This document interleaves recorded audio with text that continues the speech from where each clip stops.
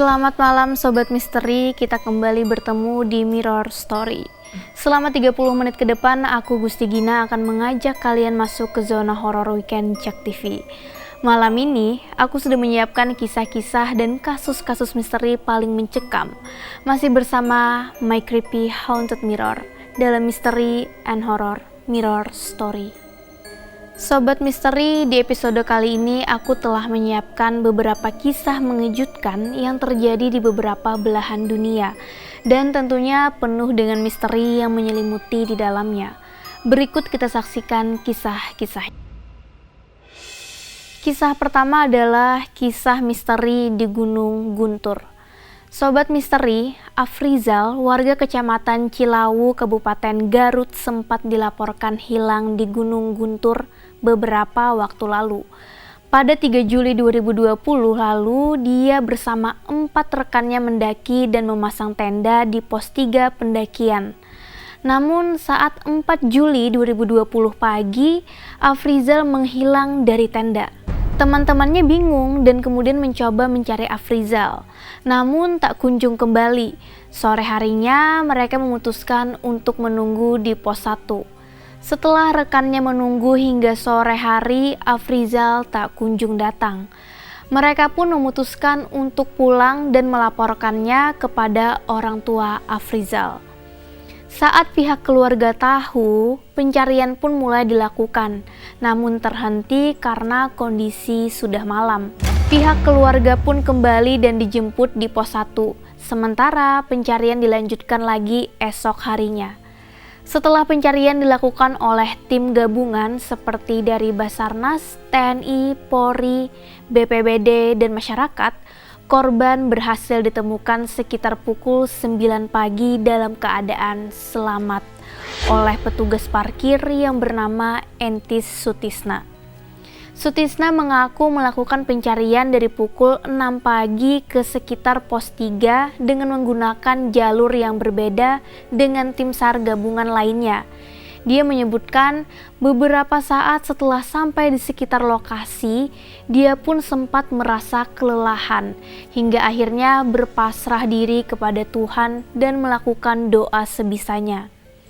Menurutnya, setelah berdoa dia juga sempat memanggil dan berteriak memanggil Afrizal.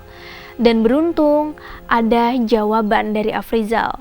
Setelah mendengar jawaban itu, dia bersama kedua rekannya langsung mendekati pusat suara dan menemukan sosok lelaki dalam keadaan telanjang di sumber air yang bernama Cikole, di bawah sebuah batu besar. Sutisna pun mengaku sempat memastikan dengan kembali menanyakan. Setelah dipastikan bahwa lelaki tersebut benar Afrizal, dia pun langsung memeluknya dan memberinya pakaian. Kepada Sutisna, Afrizal sempat mengaku tak tahu mengapa dirinya bisa berada di sana. Padahal, seingat Afrizal, dirinya merasa sedang tidur di dalam tenda bersama 4 temannya yang juga berasal dari Kecamatan Cilawu. Sutisna menambahkan kejadian seperti ini memang pernah ada sekitar 10 tahun lalu. Dulu yang hilang adalah seorang insinyur. Baru ditemukan setelah 4 hari dalam keadaan selamat. Kondisinya pun sama, ia juga telanjang saat ditemukan. Menurut mitos warga setempat, Afrizal kala itu dibawa sementara oleh jin. Hal tersebut terjadi bisa karena lalai atau karena melanggar larangan.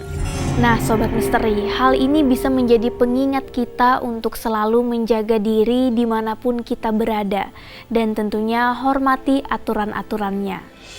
Kisah selanjutnya adalah mengenai kisah makam berjejer 3 di Solo. Sobat Misteri, selanjutnya aku akan membahas makam yang berada di tempat yang tidak semestinya nih.